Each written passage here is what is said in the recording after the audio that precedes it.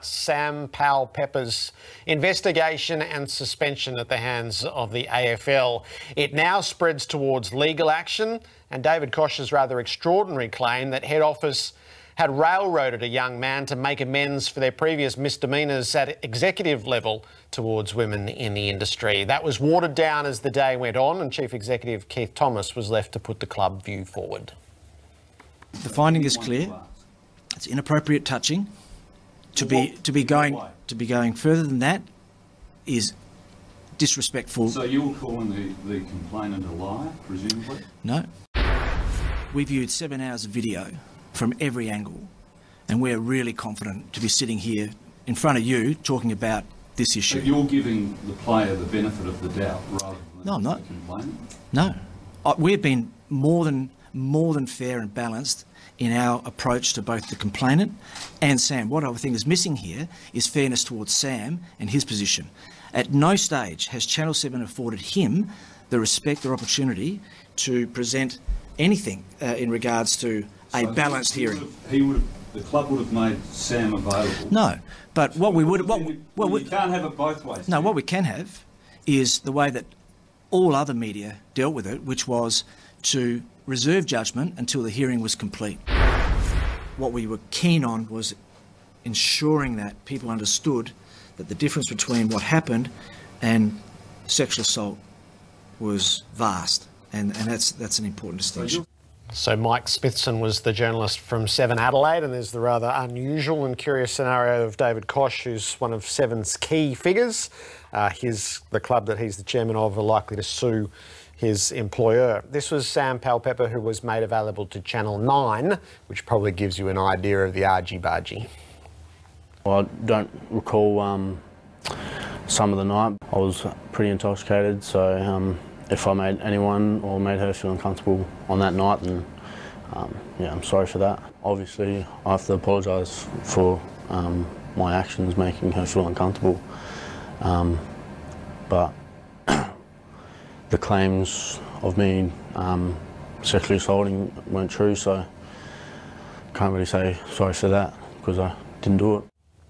So this has been a difficult story since the moment that it came forward, but I do feel like the one conclusion I would draw is the footy setup has proven itself incapable of dealing with a complaint of this nature. No, I agree with you. It's a really good comment you made there, Jared. The AFL, you know, we're going to go back first. I agree with everything you said then.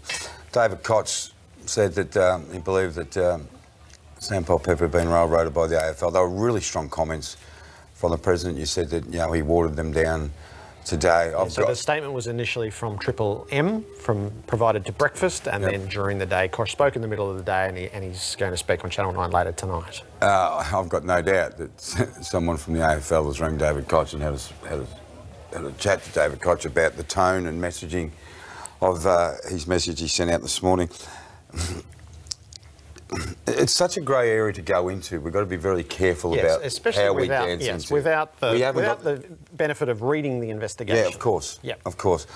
And it's quite apparent, we've been really careful all the way through with that on those grounds. I think. We have. And reading and watching everyone at Port Adelaide over the last week and a half, they are defending the sexual nature of the assault, and that's what they've been going into bat for.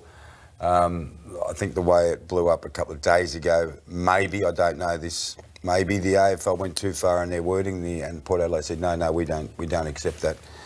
It makes it really frosty between Koch and 7, makes it really a bit frosty between the AFL and Port Adelaide. And I've got no doubt the Port, in the time in the future, will have private talks with media people, and that's what they do, and they'll say, you wouldn't believe what the AFL did, because that's what everything happens with the AFL. From go back 10 years, everything that happened, they say, you wouldn't believe what the AFL did.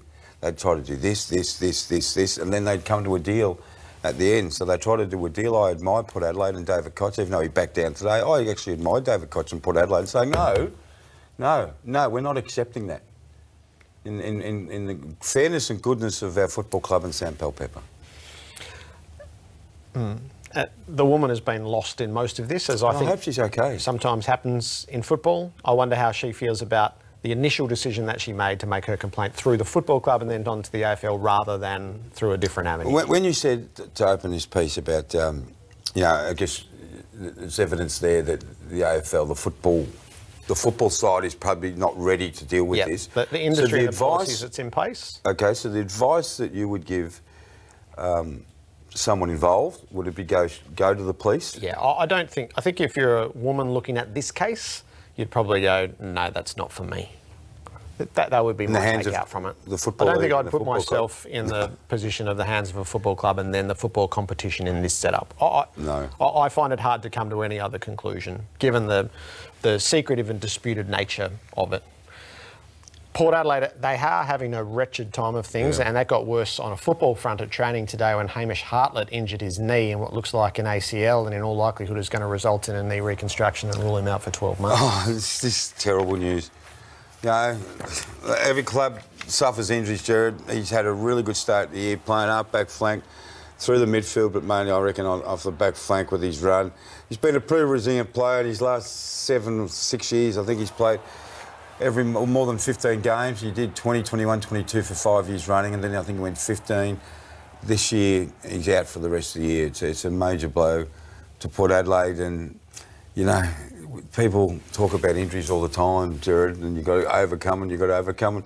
I'm not saying they've had a lot, but with Patrick Ryder, he'll be coming back soon, now Hamish Hartlett, if they start building up, your season gets wretched. Yeah, it's the critical mass, isn't Absolutely. it? Especially of your top-end talent. So they come to Melbourne to face the Kangaroos.